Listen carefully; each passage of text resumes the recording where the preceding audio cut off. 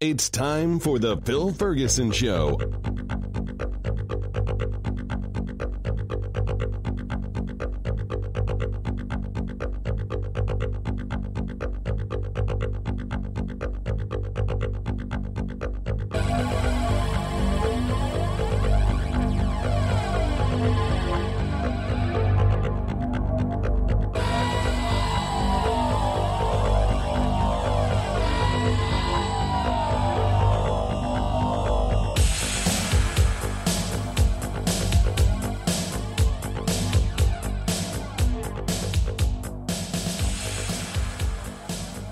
This is Phil Ferguson, and you are listening to the cleverly titled The Phil Ferguson Show. It is the very end of May 2020. We're still enjoying, ironically, I guess, the coronavirus thingy. My biggest beef at this point is my hair has gotten too long. I don't know if you've followed me on any social media, but my daughter colored my hair purple and then gave me some spiked hair. And we were thinking about other colors, but the problem is if I go outside and I break a sweat, I wonder what day I'm going to snap and just take a shaver or something and just cut it all off. I won't care how short it is because it's not long. The other thing that's weird is how do you sleep with hair between your ear and your pillow? Driving me nuts. Absolutely crazy. So at some point I'm going to snap and just shave my head or at least trim it all with probably some kind of guard. My wife ordered a nice kit, hair cutting kit on Amazon, but of course everyone else is doing the same thing, so it's coming any day now. It's been coming any day for like 2 weeks, so we'll see how that goes. The show coming up today, a very timely topic, also a topic that works always, really, is stock market volatility, short-term versus long-term. I think you will enjoy that. If you've been listening for 4 or 5 years, you'll have heard most of this stuff, but get a lot of new listeners all the time. So hopefully this is new and fun for some people. And after that, we have a nice long interview with Abby Hafer, and she's written several books about evolution and creationism and science and religion, and also happens to know a lot about viruses and how they work and how they spread. So we do have some more virus talk. I don't want to talk about it every week, but it's also a very big and important topic. And maybe you've been lucky enough to avoid all the craziness. So hopefully we can share some common sense ideas, maybe how you can get through all this a little bit better and safer. So hopefully you enjoy all of that. And my opening comments are going to be really short because both segments are longer than normal. So even though it's taking me 10 days, not the theoretical 7, one should put out a podcast in for some reason. That's the norm, once a week. It's a show and a half. So you're still doing okay.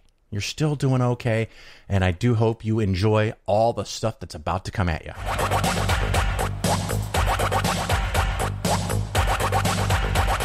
This Investing Skeptically segment is on stock market volatility, and I'm going to reference 2 different sources for this information so that you can go look it up yourself. The first part I'm going to talk about data from the Wikipedia page on the S&P 500, so you can go look that up very, very easily. The second one is not quite as easy to get to, but it is publicly available, and that is data in the book, Common Sense on Mutual Funds. It is book 4 of 4 in my recommended reading list. And it's 4th because it assumes, I guess works on the fact that you know a lot of terms and ideas about how investments and investing works. So if you really don't know much about investing and you pick up this book, it's going to be really hard, really hard to get through. It's a lot of graphs, charts, statistical analysis, data, things like that. So anyway, back to the S&P 500 Wikipedia page. The main point of this segment that I want to talk about is the volatility of stocks and how that changes with time. And so with the stock market, if you buy an individual stock, the most you can lose is 100%. You're limited to that unless you start doing games with futures or options or buying on margin, and I'm not talking about that. But the most you could lose is 100%, and the most you can make is theoretically unlimited. And of course, over time, there have been some stocks that make ridiculously large returns in 10, 15 years. And so if you happen to buy that one or those couple of stocks, you do really, really, really well.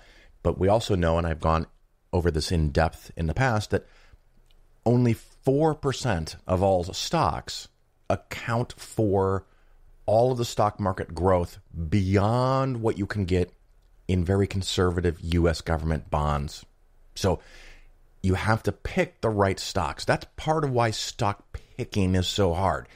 Only 4% are the ones driving the growth at all. And a fraction of those are the ones driving the really big growth. So another topic that has been covered already. But if you look at the Wikipedia S&P 500 page, you can see the data that goes from 1970 through the end of 2019. And often when I talk about annual performance numbers, I am pulling them from here. First, a little caveat. This is the S&P 500. It is not the total stock market. In the long run, 10, 15, 20-year time frames, they're essentially the same result. But in the short run, you can have significant differences. In 2019, the S&P 500 did probably 4 or 5 percentage points better than the rest of the market, the mid-cap and small-cap stuff. And in 2020 so far, large cap is down a few percentage points or up a few percentage points, depending on the day that you're listening to this in late May of 2020, whereas mid-cap and small-cap stuff is down 15, 20, maybe 30%. So a much bigger difference in the last couple months, which is also something that we've recently talked about. But according to the data on the S&P 500 Wikipedia page, again, ending 12/31 of 19, you can see the best and worst case scenario of any given year. As an example, the best year in this set of data is a positive return of 37.58%, almost 40%. The worst given year is minus 37%. And so that's kind of a range, and that by the way, was 2008. That gives you an idea of the extremes of what you could make or lose in a given calendar year. Now, the nice thing about this data on this Wikipedia page is that it also has 5-year performance, 10-year, 15-year, 20-year, and even 25-year performance. And the neat thing that you can see here is that when you look at just 5 years, the average annual return, the best return, is 28.56, and the worst is minus 2.35. So the worst 1 year is minus 37, but the worst 5-year average loss per year is minus 2.35. So, of course, if you owned it for 5 years, you would lose 2.35% per year times 5 years. So it's 10, 11, 12, 13, 14%, something like that. So the total loss over 5 years is dramatically smaller than the potential loss in just 1 year. But the potential gain in 5 years, the maximum, is still, well, a smaller number, 28.5% versus 37.5%, is even bigger gains because they stack year after year after year. So if you have 100,000 and you make 28%, and then 28%, and then 28%, and then 28% 5 times, I don't know what that number is going to be, but your 100,000 would be probably 250,000. I'm just guessing, but it's more than 100,000 in gains. So your potential losses shrunk not only by percentage per year, but in total percentage. And your gains, while shrinking in percentage per year, dramatically increase. And this is one of the beautiful things about time in the stock market, which is why I like that famous quote, something like, there is no try, there is only do. Or not do or do not try, or try not, there is only do. Little bastardization of Yoda's quote there.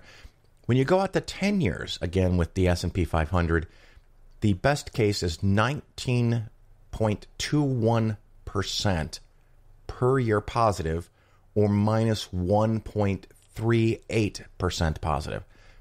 So the annual loss went from 2.5 to 1.38, 1.4, and the gains are still 19.21% per year. The very interesting thing for me is that the best 10-year performance ends in the late 90s, when the stock market was making 20, 25, 30 plus percent, 33, 37. That's where the 37.58% comes from, the best years in 95. And listeners and potential clients and just people I talk to about this will point out that that is a unrealistic amount of return during that time period. And they're right. You can't expect 19% per year. Well, the funny thing is that the following 10 years after that time period is the worst 10 years, because we had the whole .com debacle, and then we had the housing crisis in 2008. And so the absolute worst 10-year return is ending in the year 2008. Just a little side note, I always look at full calendar years, because then I'm not tempted to cherry pick peaks or troughs to try to make the data sound better or worse than it is. One could always pick a very uniquely customized specific time frame to come up with different numbers than what I'm doing. The nice thing is that you can go double check what I'm doing on this Wikipedia page. But again, the worst time frame, that 10 years that did have a loss, is from the 2000 to 2008, 99 to 09 kind of time period.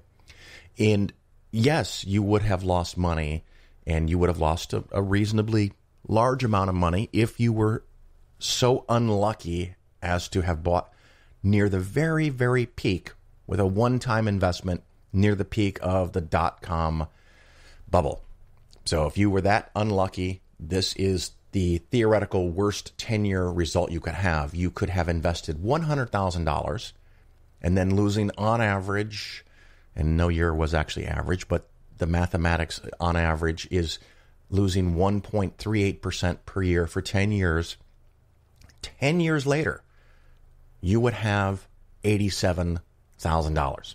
So you would have lost $13,000. You could have invested your money 10 years later, still had less money. Now, the amazing thing is about 7 years after the .com bubble, because the market had gone up so much, you actually were whole by quite a bit before the market fell in 2008. So if you had a broadly diversified portfolio that you were either adding money to at the lows or taking money out of in retirement, where you had what I call granularity, where you could pick and choose, you would have done way better than this. If you were young and adding money, and you only put a little bit in the late 90s and then added in 2000, 2001, 2002 as the market was going up, and you're buying things on sale, you would have done way better than this. But it's just, a theoretical kind of a worst case scenario in the modern time when you look at 10 years. The amazing thing is that the biggest 1 year loss of 37% was bigger than this 10-year loss. So again, even if you lose money over time, it's a smaller amount of money that you lose. That's why you cannot try the stock market. That's why you can't take some money and go, okay, I'm going to do it this 1 year. It's not how it works. That 1 year could be bad. That 1 year could be really bad. Now, when I look at the best case scenario, the $100,000 made 19% per year for 10 years. And I like to do this little game, and I'm going to do it with you. If you invest $100,000 and you make 19.21% in the first year, in the second year, all the way through 10 years, how much money do you think you have after 10 years? I'm going to give you a moment while I continue to blather on to guess. Now, I don't want you to use a calculator or anything. I just want you to guess. If you make 19, call it 20%, whatever, per year for 10 years, What does your $100,000 turn into? Formulate a guess. If you need to pause me for a second, that's cool. Don't put a whole lot of work into it, but just kind of give it a guess. A lot of people will suggest something like, well, if you started with 100 and made 20%, 200, 250, $300,000, which would be an incredible amount of money to make in a 10-year time period. The actual result is $579,598. A staggering amount of money. Your $100,000 turned into roughly $580,000. People who are thinking will say, Phil, the odds of that happening are small because it happened one time. That was the best in this almost 50 years of data. So that's the single one best time period.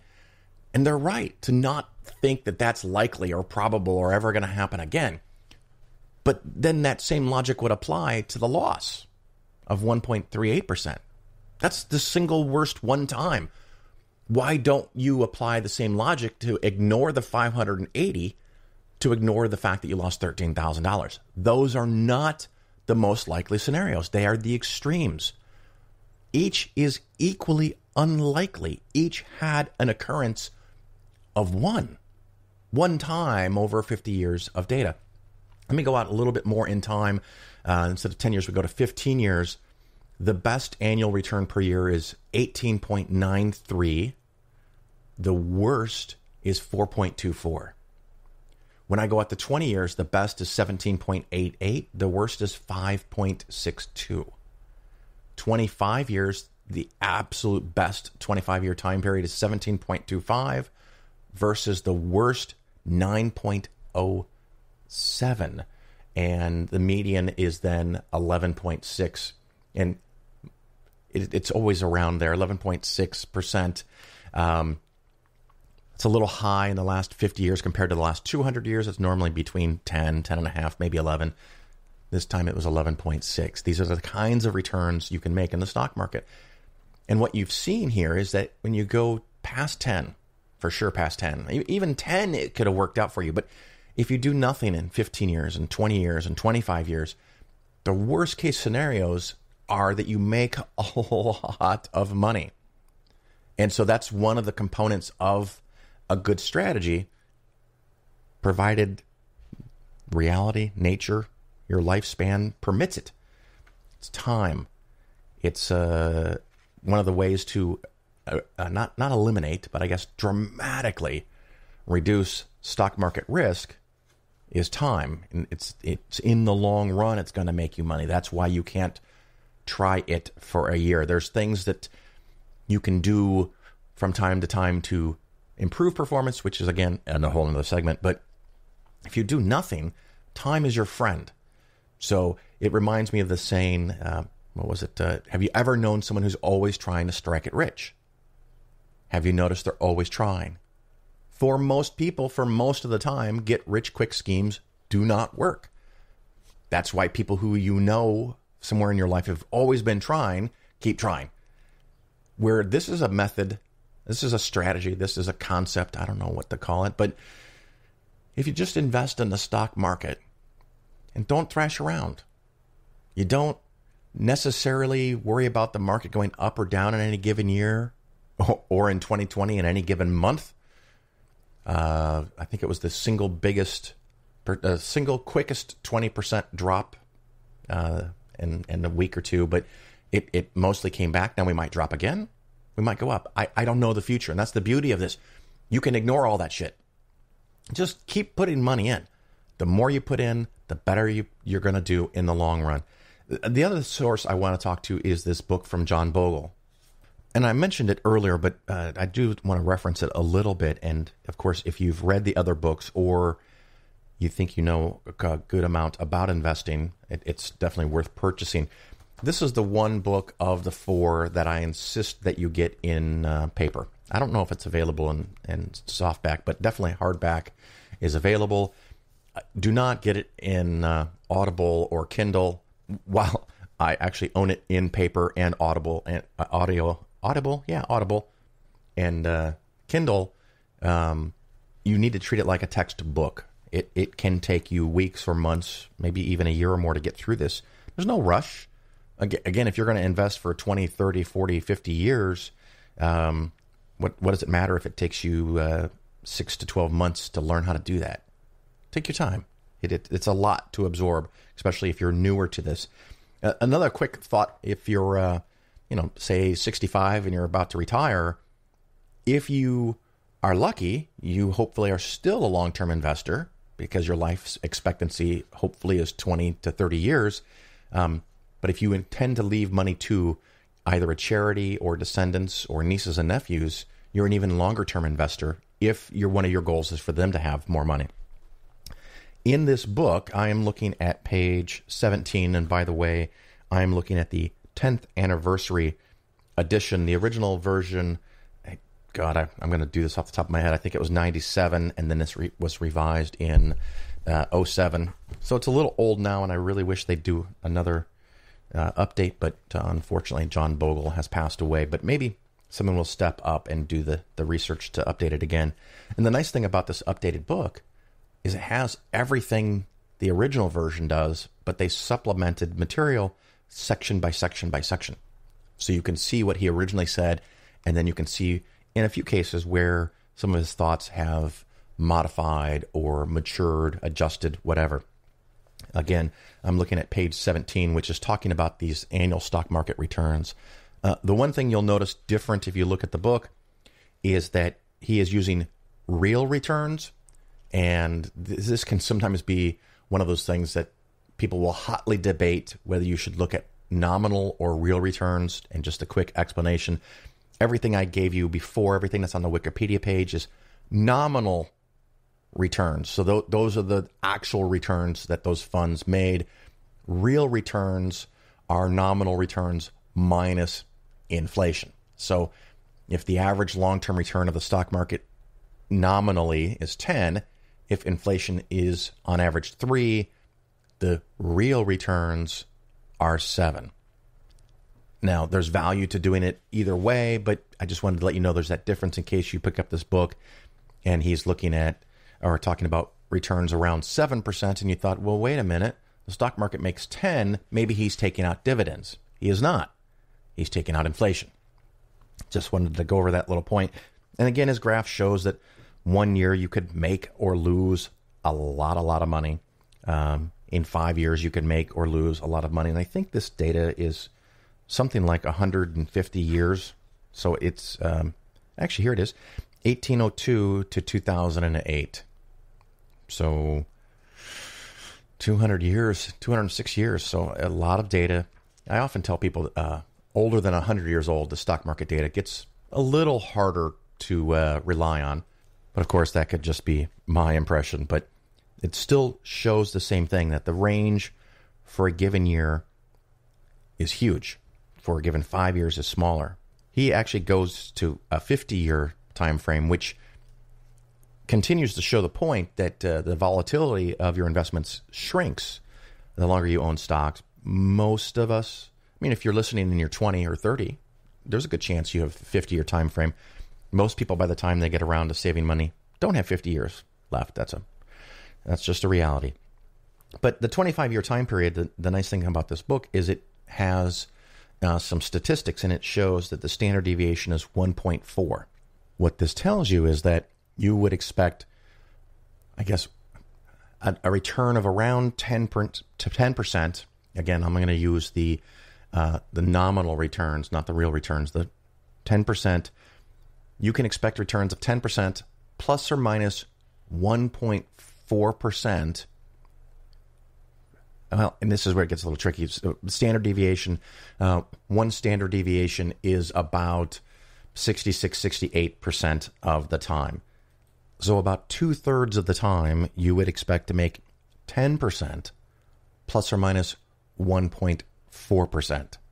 So that means 2/3 of the time you would make between 11.4% per year to a worst case not worst case, but most likely case of 10 minus 1.4 of 8.6%.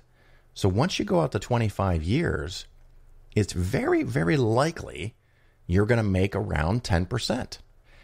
Now, if you want to look out a second standard deviation, it's 95% of the time, and a third standard deviation is about 99.7% of the time.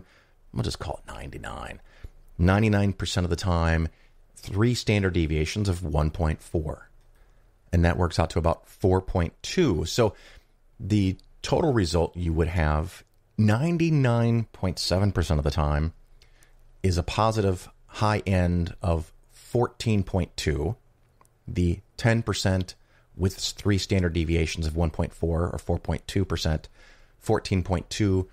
And on the worst case scenario, around 5.8, which is 10% minus the 4.2. So even if you have the 1 percentile worst case scenario, half of 1%, half of 0.3%, so very, very, very small likelihood that you're going to do worse than 5.8% per year, which still, it'll get you there, but it's not 10%, that's for sure. But the upside potential is so huge that you must invest in stocks in the long run. So just some ideas, thoughts, numbers. Over 10-year time periods, you can still lose money in the stock market if you happen to put all of your money in at the exact moment, at the peak of a bubble. So it's possible. But if you are regularly adding money, if you invest for a longer period of time, if you're near retirement and you have different investments, particularly bonds, there's a lot of things you can do to make the short-term fluctuations less dramatic, but of course then you're giving up long-term returns. So it's this balancing game. But the stock market is the place to be. The time to be there is long, a long time, 10 years plus. So hopefully you found that informative.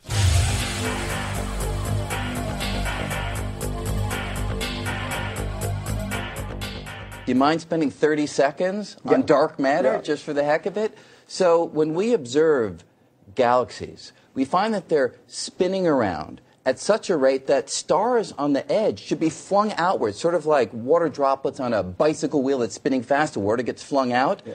But the stars aren't getting flung out. Something must be holding them in. We don't see anything that can do that, but we know gravity has the power to hold things together.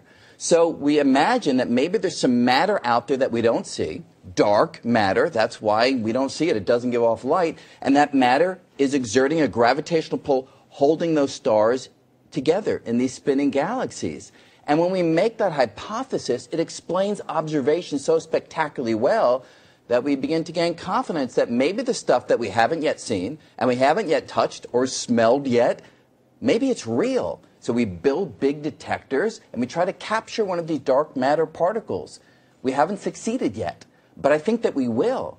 So this is a beautiful example of how observations drive rational thinking to explain the facts and ultimately verify it through observation and experiment that can be replicated. That is what science is.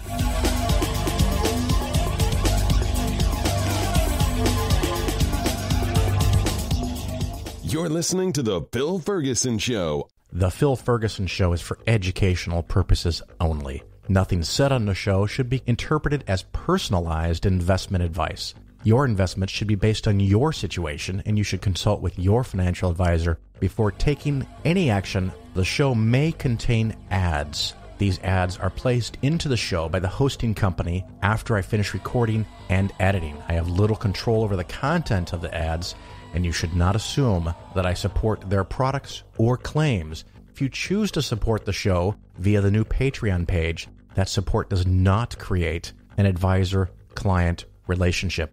As promised, everybody, coming up next is my interview with Abby Hafer. We have, first met 6, 7, 8, 9 years ago. She's written a couple of books, and we'll talk about those briefly. And she's also helped on at least one other book that I know of, and maybe she can correct me on that. She is an expert in biology, zoology, and maybe some other topics, and she'll fill us in. Abby, how are you today? I am doing just great. I'm enjoying the fact that it's Sunday and it's finally warm. And I'm not teaching over the summer, so I get to rest up a little bit and boy, does that feel good. What part of the country are you in? I don't want an address or anything, but I know you're East Coast. Right. I am in Massachusetts. Oh, okay. So you're pretty far north. Pretty far north, where it appears to have finally decided that it is spring after a long period of indecision. We've had plenty of spring, and I've enjoyed it mostly. Where in the evening you might even want a windbreaker on, or just long sleeve shirt. But today and yesterday, it is, and many of the listeners will laugh, but you'll appreciate this. It is freaking hot because it's 80 and really high humidity and a lot of sun. For Chicago, that's, almost summer weather. It's getting pretty toasty, and I'm not enjoying it. So that's me. Uh-huh. Anyway, I know that let's see if I have this correct. Your first book was Not So Intelligent Designer? Yes, the first book was The Not So Intelligent Designer. And the subtitle is Why Evolution Explains the Human Body and Intelligent Design Does Not. Indeed. And I'm trying to think, when did this come out? Was this 16? 15, yes. We actually talked in 16, I'm pretty sure, about this book and about the fact that you, from time to time, give talks at these things we used to called conferences. Yeah, right. I remember those. Yeah. And so give us an example of a topic on there just to wet the whistle of the listeners so maybe they go buy a copy. Okay, so in The Not So Intelligent Designer, I start the book off as I started off a talk that I think Phil heard one time. I start the book off by talking about men's testicles. Because not only are they badly designed, I've also discovered that once I start talking about men's testicles, people pay attention. I was just going to say that might gain some attention, if I might say so. It works every time. Nice. And the whole idea behind the book, behind even thinking about doing that book, was trying to figure out arguments for evolution that would work in the political realm. Because political arguments have to be short and easy to understand and easy to repeat. And I personally want my arguments to be true as well. I may be in a minority on that one, but that's the way I look at things. That's a problem because a lot of times the conspiracies or the what-ifs or the intelligent design, they might have an argument or they just have an argument from ignorance, and those can be very short and pithy. They can be very short and pithy, and they can make them up very quickly. Yes. Which is one of the reasons why I decided that a point-by-point argument against each intelligent design argument would not be the way to go, because basically you're playing on their turf, and also, frankly, point-by-point refutations are boring. Yeah. Which means that they win by default because people will stop listening. So I decided to take a different route and instead come up with arguments that people would find interesting to listen to, that people, as I said, could understand and remember and repeat, that presented evolution's case. And so I wasn't even quite sure what this would even look like. And I should explain that there are plenty of people in the world who want to support teaching evolution, but they actually just do not know the arguments. They don't know what to say. Yeah. So what every movement needs is talking points. And so this was part of what I was doing, was providing talking points for people who want to say something but don't know what. So anyway, I was actually teaching class. I should explain that I teach human anatomy and physiology in a little college called Curry College. And I was actually teaching about reproductive systems, and I had the male reproductive system on the whiteboard, and I asked the class if anybody knew why men's testicles hang outside of the body, outside of the abdomen. There's usually somebody who knows. And sure enough, somebody did, and they said it's because testes have to stay at a lower temperature than normal body temperature in order to be able to produce sperm. So as I was turning around to write this on the board, I kind of thought about it for a moment, and I thought, that's really bad design. It is. Who came up with that one? And with that, I was off and running. When I was driving home, I was kind of, composing the argument in my car. And of course, the thing is, again, in talking about what works in the political realm, humor is really good for puncturing bad arguments. And so that was sort of how it all got started, was by just thinking about what a really bad design men's testes are. And then that got me thinking about other bad body parts that really just do not meet proper design specifications, in the sense that even when they are working perfectly, even when they are at their best, not diseased, not malformed, this kind of thing, even when they are working perfectly, it's still not very good. And you know what I'm going to do? I'm going to tell everybody they should go back and listen to show 176 from 4 years ago, where you and I talked about this in great length, or they should go buy the freaking book. So we don't want to give it all away. And plus, we have so much other stuff to talk about. And if I may segue to another book, Darwin's Apostles, tell us a little bit about that, keeping in mind that just 5 months ago, we had your co-author on. Yes, very good. Yes, the book that I co-wrote with David Orenstein is called Darwin's Apostles, The Men Who Fought to Have Evolution Accepted, Their Times, and How the Battle Continues. And that came out in November of last year. Excellent. And also, by the way, in case anyone wants to know, a very nice read. Enjoyed that book immensely. And you've also participated in The Case Against Miracles, which just because in April I had John W. Loftus on, but you were a contributor to that book. Tell us about your involvement there. Okay, yes. Well, John Loftus and I have known each other for quite a few years, and this is actually the second time that I have written a chapter for John. The first one was in his book called Christianity in the Light of Science. This is the one called The Case Against Miracles, and he asked me to write a chapter on evolution, and he just basically said, come up with the best case that you can come up with. And the only problem with that was that I way overdid my word limit and had to renegotiate with John about that. Yeah. Well, I had to make a sort of a structural decision up front very early on.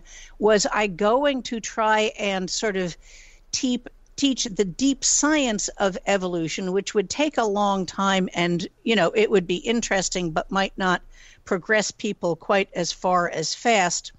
Or would I simply gather together a whole bunch of disparate pieces of evidence for evolution and show how they work together and illustrate different ways in which you can see that evolution by natural selection is correct? And that was the approach that I took. So I have all kinds of different kinds of examples of evidence for evolution, including testicles, but not limited to testicles. So, for instance, I also talk about this really cool bacterium that came into existence after the invention of nylon. Oh, yes, I'm slightly familiar with this. Tell us about that. Okay, well, that's in The Case Against Miracles.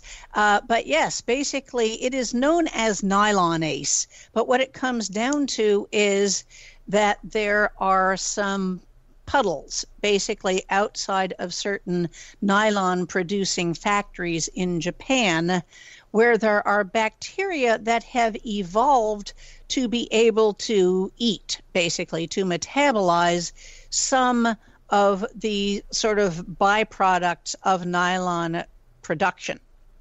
And those byproducts did not exist before the invention of nylon. Fair enough. And so that means that these bacteria have evolved into existence since then.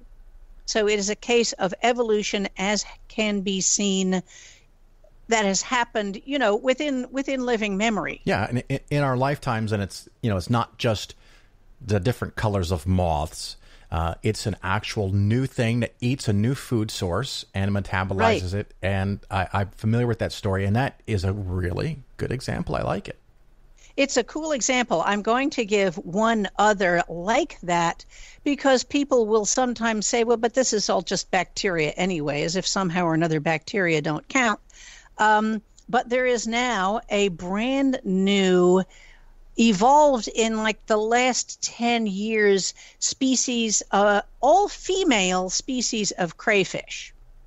So a multicellular animal. Definitely. And basically, its immediate ancestor is a crayfish that lives in sort of the southern United States. That became a popular aquarium pet. But somewhere in some aquarium, apparently most likely in Germany, this thing went through some mutations, and the new species is now measurably, visibly larger, and all female. And of course, you can spot the problem with an all-female species as an aquarium pet, which is that they started multiplying in their aquaria faster than their owners wanted them to. And so as a result, they were then released in the wild all over the world, where they are doing far too well as an invasive species. Yes, because they don't really need any assistance. And so are all of these essentially clones then? They're clones. Okay. Right. So you may get the occasional, mutation, which will lead to a slightly different line. Sure. But then everything in that line will be clones off of that original mutated individual. Now, let me ask you a question, and it might not be in your area of expertise, and I just may have to look it up somewhere else. Modern day bananas, are they also a clone? I'm not certain about that. Fair enough. Yeah, that's one that I really just can't tell you one way or another. And hey, you know what? But I will say many plant materials are clones. The correct answer when you don't know something is I don't know something. So listeners, we can look that up. Maybe some of my smart listeners will look that up and send me an email. Not that I need more emails, but I am curious about that. And since we're talking about bacteria, let's go even smaller and talk about these little things called viruses. And first of all, what actually is a virus?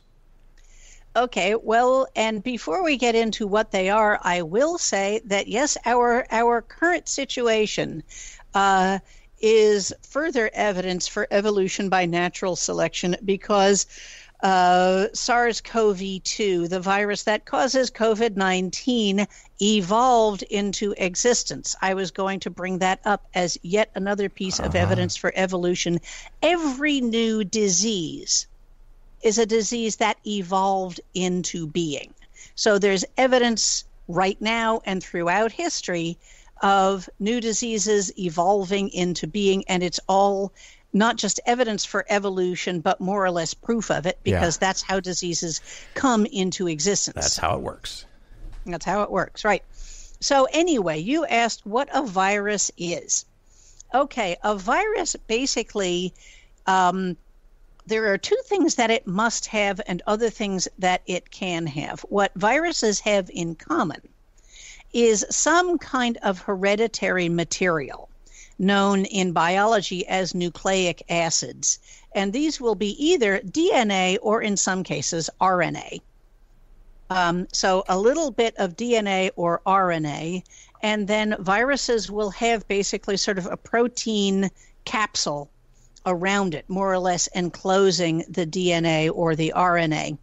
And the virus lifestyle is that it's, to my way of thinking, an obligate parasite. That is to say, a parasite that can only live by being in a host. And so what viruses do is that they will come up to a host cell and they will inject their DNA into the cell, and then, or the RNA, I should say, into the cell, and that nucleic acid will then take over the cell And so that the cell, instead of doing the usual cell things and occasionally making a new cell, it is completely devoted to the production of new viruses. So it kind of hijacks that cell, whatever that cell was supposed to do, and changes it into a factory kind of thing to make more of the virus itself. That is exactly right. Woo-hoo. And then when a whole bunch of viruses have been manufactured, then basically they break out of the cell. And that, of course, destroys the cell. And then you have lots and lots of new viruses entering the person or the person's bloodstream or the plant's, fluid or into water around a bacterium or whatever. But the point is they break out of the cell. They kill the cell that way, and they then look for new hosts to invade. Now, that is precisely how they work. If I understand this correctly, then, so the damage to the host, and let's be more specific here with humans in this case, the problem for the host is not only the damage of cells, which sounds like it could be bad at scale. Once enough cells are damaged, there's problems. But the virus could have a secondary or tertiary accidental side effect that might build fluid in the lungs or something weird like that. It doesn't actually help it propagate, but it just becomes kind of a side effect. Does that sound right? Yeah, there are lots of other things that can happen because this is going on, if that's what you're asking. Yeah. So right. Now, go ahead. Now, what I was going to say regarding viruses, I just told you about your really, really basic virus biology. Now, some viruses do not have just the nucleic acid and the protein. So, for instance, the virus that causes COVID-19, the SARS-CoV-2 virus, also has, fortunately for us, a lipid envelope. It has a certain similarity to a cell's membrane. So lipids are your things like fats and oils, and when you have lipids of certain kinds, they're really good at making membranes. So this is known in the virus as its lipid envelope. But this is why soap kills the damn thing. Very efficiently. Because soap can break up lipids. That's why if you have greasy hands, you wash your hands with soap. Yeah. So anything that can dissolve a lipid, and that is your alcohol, that is your ammonia, that is your soap, all of those things work because they literally hack the virus apart. So that's a chemical reaction. I assume that also works for bleach, but it doesn't mean... Bleach as well, yes, yeah, right. It doesn't mean any of these things you should consume them or use them internally, because while they can break up a virus, they can also break apart actual cells that we need. Is that possible? Oh, that is absolutely the case, okay. Yes. Here's the thing, is that every cell in your body is held together by a lipid membrane. And so anything that would hack apart the virus by dissolving lipids will hack apart your cells too. And we don't want that. Yeah, does that work the same kind of way with ultraviolet light? Or is that something outside of your knowledge? Okay, well, with ultraviolet light, I forget exactly why that works so well on viruses, but it does. And ultraviolet light on your skin cells, well, your skin actually repels some of it, but as you know, others of it can sink in, and that is how people can wind up getting a tan. That's basically because your cells are then activated to create a brown pigment called melanin. But that's for the, your skin outer coating. And of course, the really bad thing is a little too much ultraviolet causes sunburn, and there's different grades of sunburn. But basically, by the time you've gotten enough ultraviolet light to kill any coronavirus that might be on your skin or in the top layers, you are doing more damage to yourself. So that's not a good strategy either. Right. No, trying to get rid of coronavirus by getting a tan is just not going to work. Now, I have seen the other thing is that ultraviolet rays also alter nucleic acids, alter DNA and RNA. But once again, that's just going to give you skin cancer rather than giving any problems to the virus. Oh, very nice. Yeah. So that's not a very good solution either. So let's specifically go some more into SARS and SARS-CoV-2 you're calling it? Yeah, SARS-CoV-2. CoV-2. Is it really all around the world, and are people really getting sick and dying? Oh, it is. It's amazing how far it has spread. I remember reading an article at this point several weeks ago that, it had even managed to get to some pretty remote tribes in the Amazon. It is very contagious between people. And therein lies, why the social distancing works, is because basically the only way it can spread is through person-to-person contact. So if we deprive it of person-to-person contact, then eventually it just won't have anybody to infect, and it can die out on its own. So far, we've been really lousy at denying that as well as we should.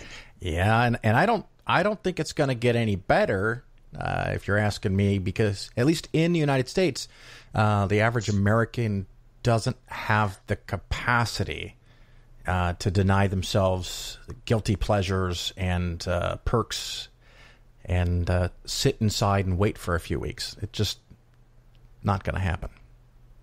Yeah, well, there are a bunch of different things at work there.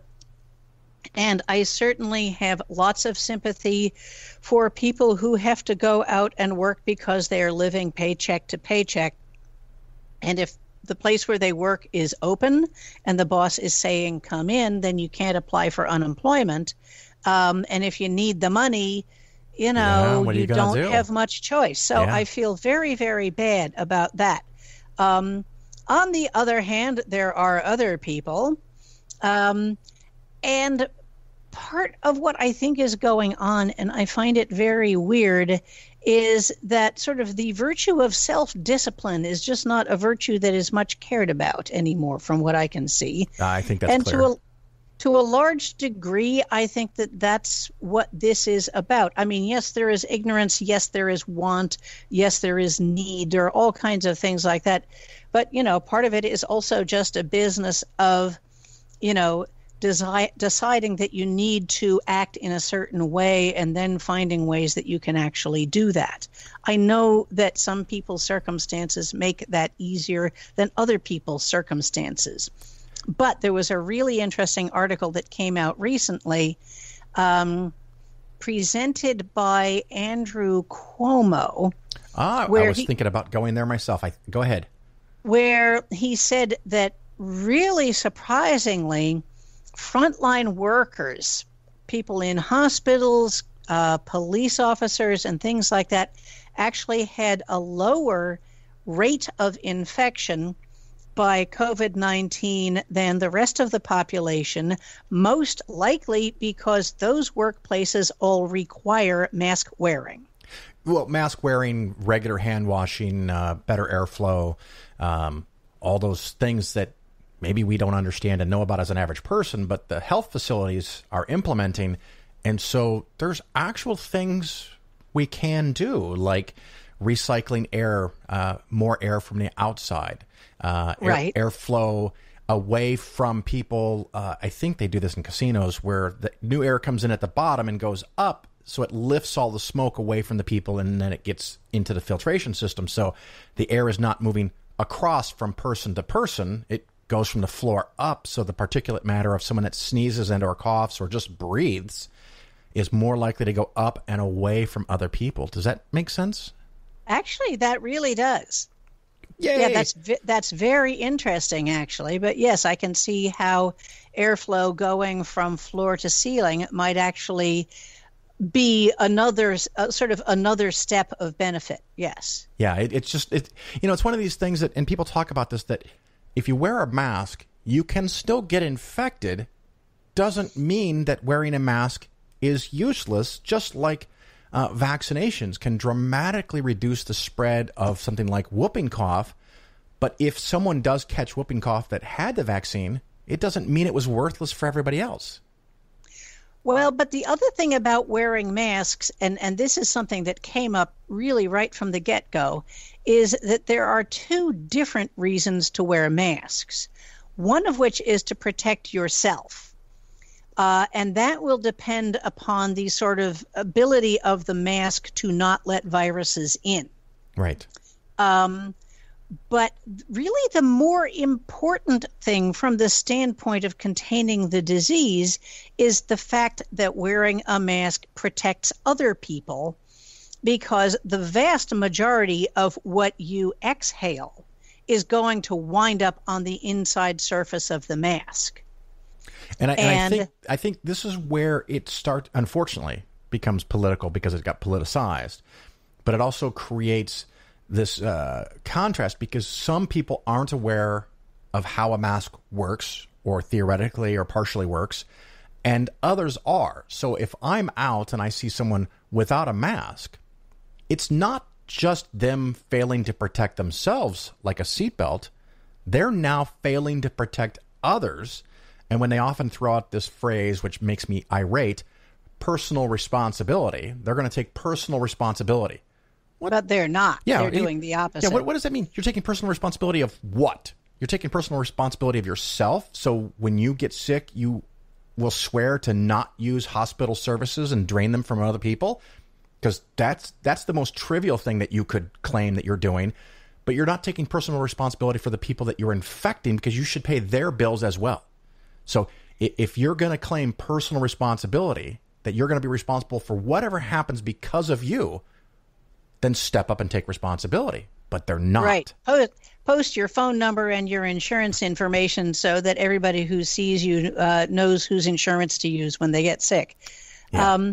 I have come around to using this as an illustration, and maybe this will be useful to you. We already have laws about where we may poop. All right.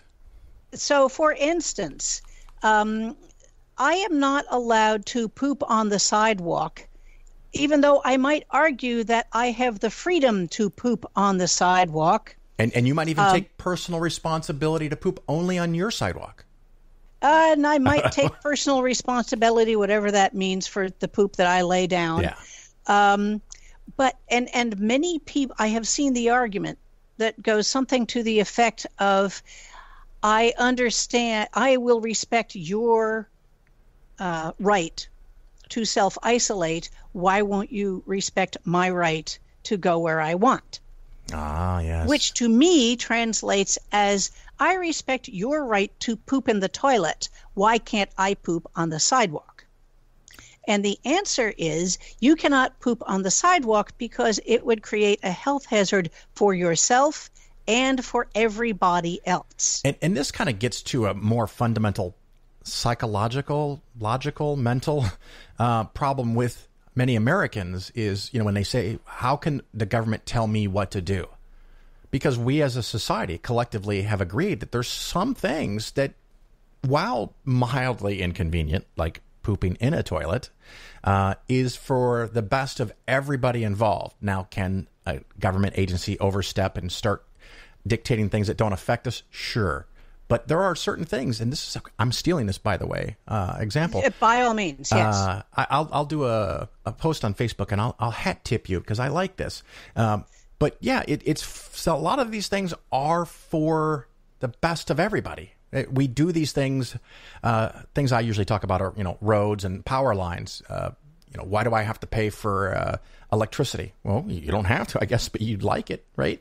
Right. And there's things that we have to do for the safety and health of everybody overall. And of course, the fewer people that have coronavirus, COVID-19, the lower the likelihood that you get it.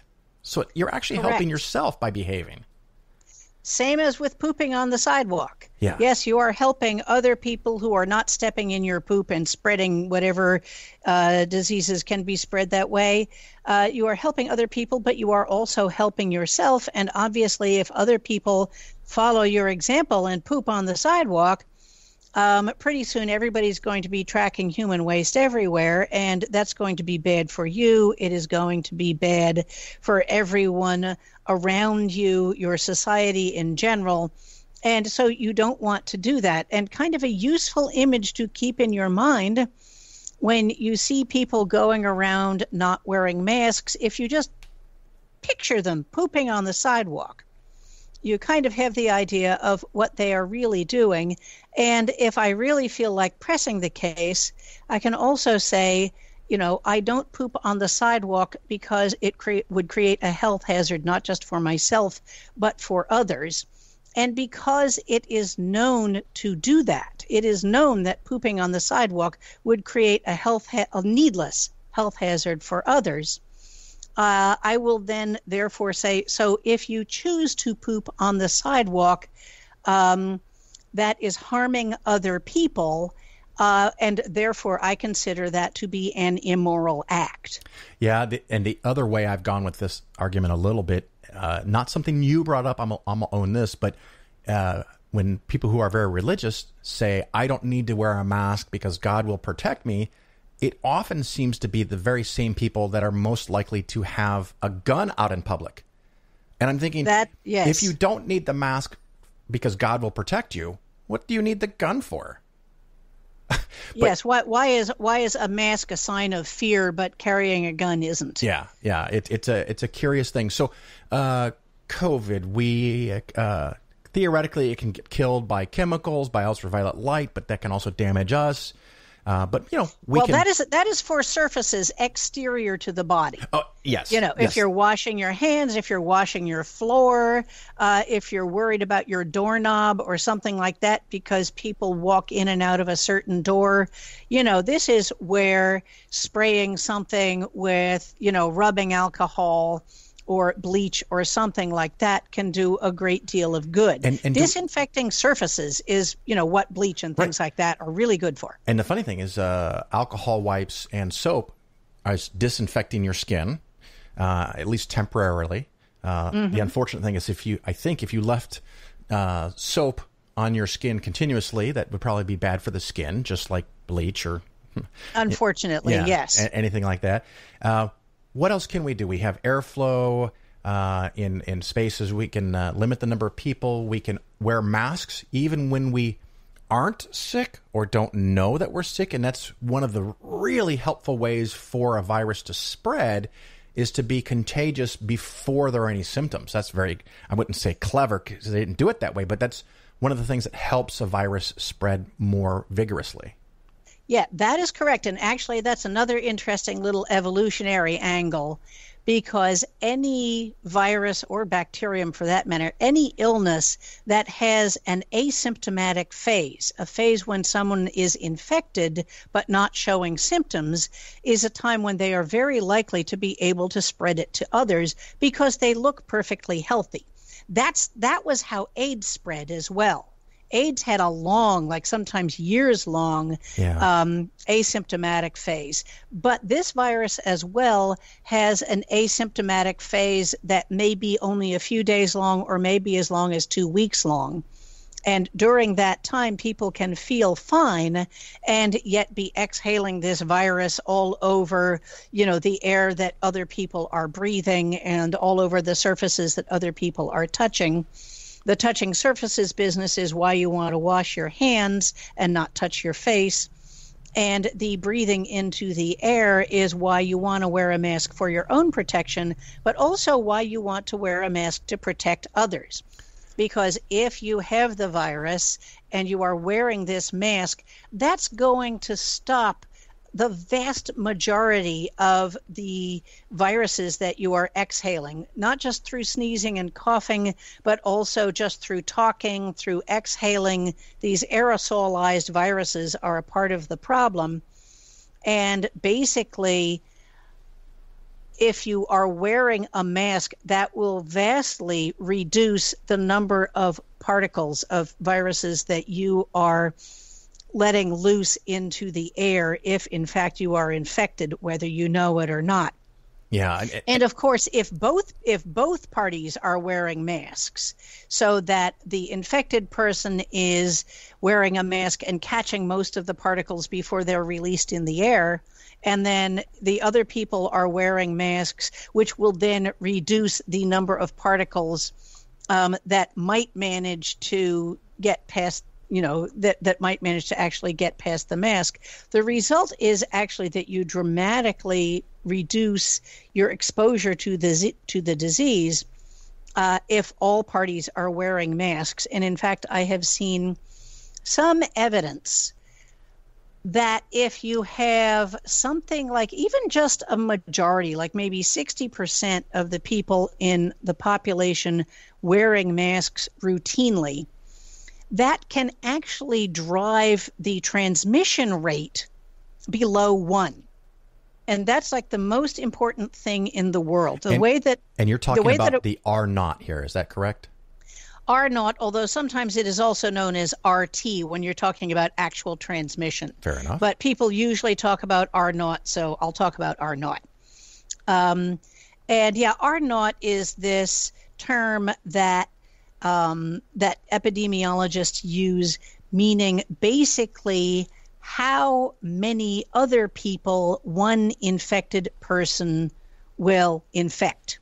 So if I have the disease, how many people will I give that disease to? So let's say I'm sick.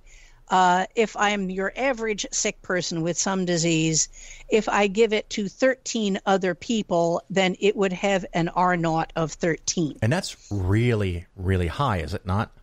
That's really, really high. That, I believe, is the number for polio, I think. Yeah, I was thinking maybe mumps or whooping cough, because that's really... Yeah, and measles is very infectious that way as well. Now, this disease is so new that having really firm numbers on it is tricky, but to the best that we are able to tell, SARS-CoV-2 has an R naught of between 2 and 3. So if I am sick, with everything being sort normal, of without restriction, I would then give that disease to 2 or 3 other people in the course of my being sick. And that leads to us as humans, for the most part, being unable to comprehend geometric growth, unable to see that, if you give it to 3 people and they give it to 3 people, that's not 6, it's 9. If they give it to 3 people, it's not 12 or 15, it's 27. And that geometric growth allows it to go around the entire planet before we know what hit us. And that's right. The last couple of days before everybody gets it was only 30% of the population. Exactly. Staggering. Exactly. Yeah, doubling and trebling rates, exponential growth. As you said, it's something that's very hard to understand, although you in finance have experience with this. Yes. If people go into debt, or if people wind up actually having not just savings but investments, that of course can then lead to a doubling over time and the like as well. And obviously in finance, you prefer to have your assets double rather than your debts. Indeed. I know we're getting a little long in the interview. We're just having so much fun. What else should we know about COVID, SARS, and how to stay safe?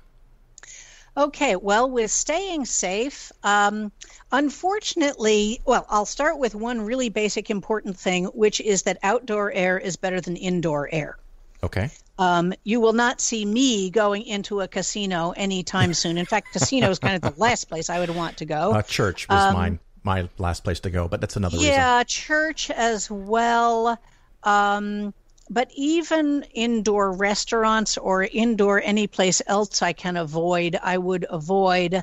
On the other hand, I feel pretty good about walking outside. I get annoyed at people on some of the narrow walking trails in my area. This is the East, where, you may have trees and brambles growing on either side of a footpath, so you can't always you're not able to do 6 foot of distancing. And in those places, when people don't wear masks, I get really annoyed, because even though outdoor air has a far greater volume and much more movement so that the viruses disperse more quickly, this is where I wish people would wear masks. But in general, outdoor air is much better than indoor air. It moves more. And of course, during the day, it's exposed to ultraviolet light. So outdoor air is better than indoors. Indoors, I am not convinced that 6 feet of distancing is enough. I've had some scientists and engineers forwarding articles to me about aerosols and how they behave. And unfortunately, aerosols can wind up spreading to the point where they're talking about how 30 feet would be better than 6. And one may argue... By aerosols, you're talking about the smallest of small droplets of particles that might come out of a human breath or sneeze, because they're so small, and if the air is not changing or moving, can float around for a long period of time and fill the entire room. Yeah, there are 2 things to keep in mind about this, which is that even simply exhaling, but particularly talking and singing, this is another reason not to go to church where people sing, is that talking and singing really does seem to release these aerosols with the virus in them.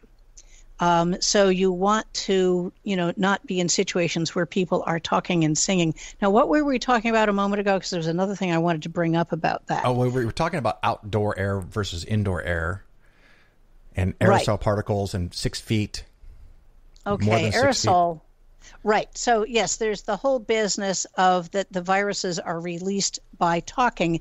And you have to understand that when you're talking about particles that small, they have kind of a different relationship with gravity from other things that will fall to Earth fairly readily. These will settle to Earth eventually. They are big enough that they will just not quite float indefinitely, as some really small aerosols can do. But nonetheless, they are small enough that they can waft around in the air. They can take their sweet time settling down, and that is why, given the article that you talked about earlier, where it showed that people, for instance, sitting in a restaurant where there was a one-way flow of air, even when they were further away than 6 feet from the person who was infected, they still got it because there was sideways airflow. Yeah.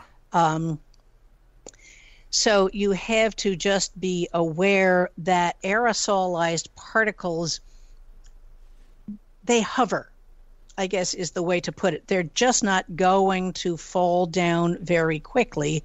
And while they are hovering in the air, there's the potential for you to breathe them in, which also leads to the business of fewer people is better than more people, even outdoors. Because if you have, say, a whole bunch of people at a backyard party, even if they're all standing 6 feet apart, but they're there for an hour or two and they're all talking, right.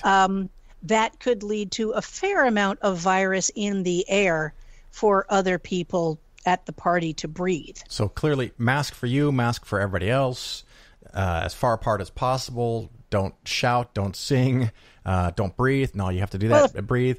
If you really want to sing with a mask on, or sing in your shower, or something like that. And of course, limited time exposure is critical, because if you get a very, very, very small dose of the virus, maybe your body is more able to fight it off. Does that sound reasonable? Well, people are talking about this. I have not seen hard numbers on viral load, though people keep talking about it. I will just explain briefly, since people are going to be talking about vaccines. We have 2 different types of immunity: general immunity and specific immunity. The general immunity kicks in instantly. It's like a sentry, at a gate who says halt, who goes there. And basically anything that comes from outside of the body is shot on sight. Yeah. These are just sort of very xenophobic immune responses where, as I said, anything that comes in your general immune system will try to get rid of it. Now, the problem is that if the virus is successful in infecting you, it basically means that the general immune system didn't kill all of it. Some of it gets into your cells and starts reproducing, and then you're sick. Yeah. Then you've got a problem on your hands. And you can hope that your general immune system gets revved up a bit more, which does happen. But if it keeps going, then you get into the realm of specific immunity. And it takes a while for your body to be able to develop that. And that is essentially when your specific immune system is learning about the proteins on the outside of whatever it is that it's infecting you, whatever, virus or bacterium it is. And it then produces antibodies, these little proteins that can go out and basically stick to those proteins on the virus and take it out of commission. And antibodies are cheap. Think of them as like little protein bots that can be made by the tens of thousands. So once your specific immune system kicks into action, you are again in with a chance you may be able to beat the virus, but only if it doesn't kill you first. Yeah. It's always a race between your immune system and the infectious agent as to whether it kills you before you mount a successful immune response. Because without fighting back, it would just keep expanding geometrically within your body, more cells being destroyed, more side effects, more damage, and unfortunately, from an evolutionary standpoint, if it then wasn't able to spread, that person would die and it would be over. Right. And that is actually why, diseases that kill you fast and don't have an asymptomatic phase tend to actually die out fairly quickly. Yeah. Yeah, it's kind of like religions. You look at the ones that have successfully spread. There's certain conditions that they have, like, for example, wanting to convert more people, wanting to have more than the average number of children, fun stuff like that we could also spend all day talking about. Any last thoughts, Abby? Website where people can find you, emails, and of course, if we have conferences again, they can ask you to come speak. Oh, absolutely. Yeah, I have a whole host of talks. For that matter, actually, I'm going to remind Phil, I sent out a video that I made recently. It was just a DIY home video called The Easter or Passover Sermon I Wish I Had Heard. And it was specific to Easter 2020. And I talk about all kinds of things of not so much a religious, but perhaps of an interestingly, I hate the word spiritual, actually, but having to do with meaning, I'll just put it that way. But I also talk about how vaccines work and other things like that. And I think it's a pretty cool talk. Anyway, that's a video. Most of my talks are available in video form now. You can Google unintelligent design, which is all about 5 bad body parts, including testes. There you go. You can Google animals that shouldn't exist according to intelligent design, which is another fun talk. Let me see. I have, another one is Everything You Know About Sex is Wrong, Part 1, the Gender Binary. And that was where basically I took my knowledge of biology and proceeded to rip to shreds the idea of sort of a traditional gender binary, because believe me, in nature, that gender binary just does not exist. Very good. Abby, well, thank you so much for your time, and I appreciate you being on The Phil Ferguson Show. Okay, I would just like to also plug my website briefly. It is a work in progress, but it is called Professional Debunker, all one word. I'm still putting it up, but please check it out from time to time. Well, thank you so much, Abby. Thanks very much.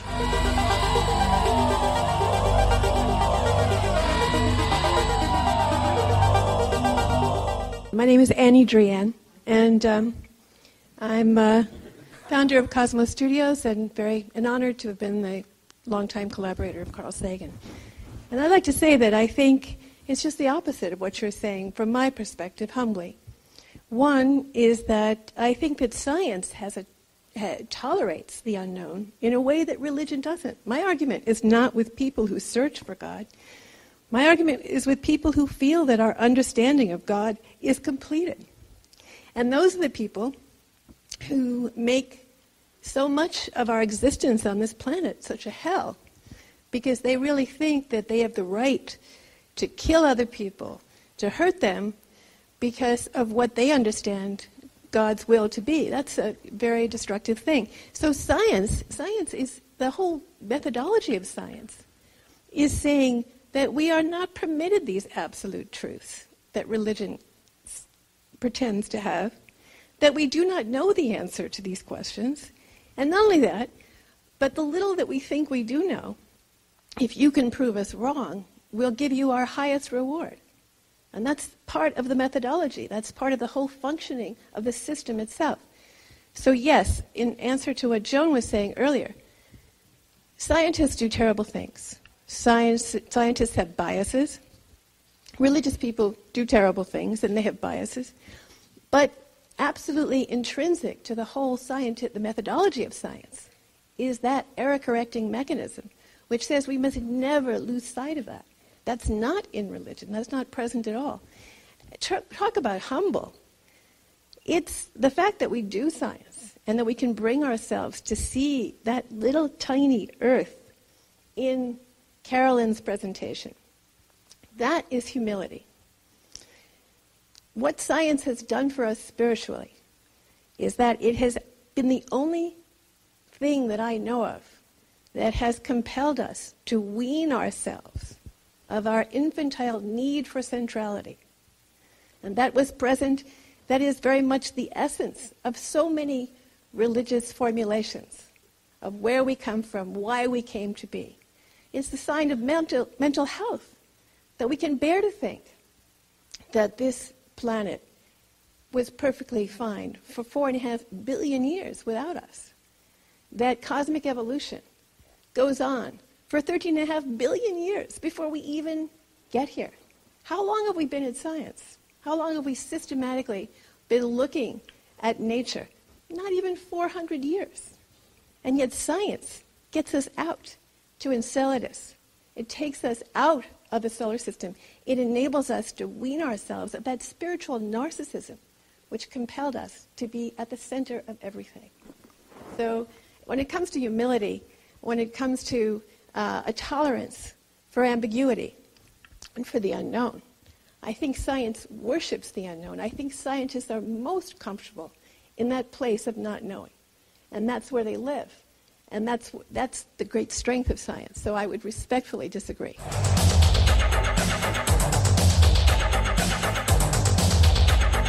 You're listening to The Bill Ferguson Show. Thank you so much for listening. We're at that time of the show where I've got to wrap things up.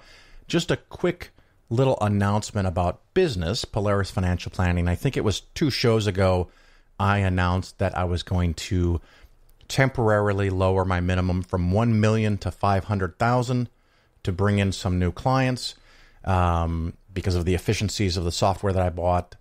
Finally got that under control. And we're going back to $1 million, effective 5/25. So that's the day I'm recording this. So by the time you hear this, it's already taken place. It is an amazing honor. I am humbled and flattered and just blessed, dare I say, that I have so many people that listen to the show that when they heard the new lower minimum, that they jumped at the chance. And that's awesome. But it takes quite a bit of work for me to get new clients on board.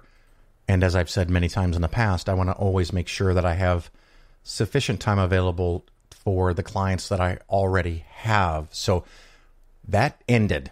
If you have more than $1 million of assets under management, you can still contact me. Matter of fact, if you have less than that, you can contact me. You just probably won't be able to be a client. Anyone who is in the process of being onboarded, I guess, who is going through the paperwork and the process of becoming a new client that has contacted me in the last week or two, that's fine. We're still going to go through with that. But if you haven't contacted me before now, it just not going to work at this point in time. Which, like I said, it's wonderful to have so many people that want to hire me. I'm very thankful for that. So I wanted to make sure that I gave that announcement. We're returning back to the $1 million of assets under management. And so if you have 800,000 or even $1 million, over $1 million in your 401k, but that's the bulk of your assets, I can't really help you manage your 401k. I can't bill and get paid from your 401k. So that wouldn't count. Now, if you change jobs, and matter of fact, that's probably something I haven't talked about in a while. Maybe I'll do a segment on that for the next show. Why you should move your 401k when you change jobs. It's a really bad idea, in my opinion, to leave your 401k with your former employer. And I'll just save more details for another segment instead of kind of making something up here as I go. So again, thank you for listening. This is show 342, and we're in the very late May of 2020, in case you're listening to this later in the year or a couple years in the future. I appreciate every and all of you for listening. If you like the show, you can go leave a 5-star review. The two places I know of are Apple Podcast, I believe it's called now. It's not part of iTunes, Apple Podcast. Correct me, of course, if I'm wrong. And Stitcher. The home hosting place for this is Spreaker, so you can find it there or any good podcast player. But of course, if you're hearing this, you're already hearing this. So you found it somewhere. You can do me a favor by giving a 5-star review. You can also do me a favor by sharing the show, telling somebody that they should listen. Maybe they can get some benefit from the religious content, the atheistic content, the secular content. Yeah, that's the safe word. Secular content. Maybe they could benefit from the investment content. Just last week, I think it was, I was talking to someone who has been listening to my show 4 or 5 years now, and they wanted to hire me, but their portfolio is still not big enough. But they have told me that they now have the largest portfolio of anyone in the history of their family ever, because they were all types of people that lived paycheck to paycheck to paycheck, and figured the future would kind of settle itself out, or they would just live on Social Security. And they have been able to save 10 to 20% per year now for several years, and have had really good index and funds for investments. And they're now building a portfolio, and they're young enough that they have time to see a path where they can be independent and able to retire on their own funds, even if Social Security went away, which I don't think it's gonna. But it's nice to know that you have more money than what you need, I guess. So anyway, wrapping up the show. Thank you for listening. Oh, I almost forgot. Patreon. Of course, you can support the show at Patreon, patreon.com/Phil. For as little as $1 per episode. It's not $1 per week, because you may know I don't actually get out shows weekly right now. But $1 per episode. You can, of course, donate more, and there are people that do that. The top level is $6.66 per show. And it's just a little sign from you saying you appreciate the content. And that means a lot to me in case I ever need to upgrade a microphone or a mixer or something. It helps offset those costs for me. So I do appreciate that. Once again, thank you so much for being here. Thank you for listening to the Phil Ferguson Show. And hopefully at some point when we have conventions again, I do hope to see you out there on the road. Until then, ciao.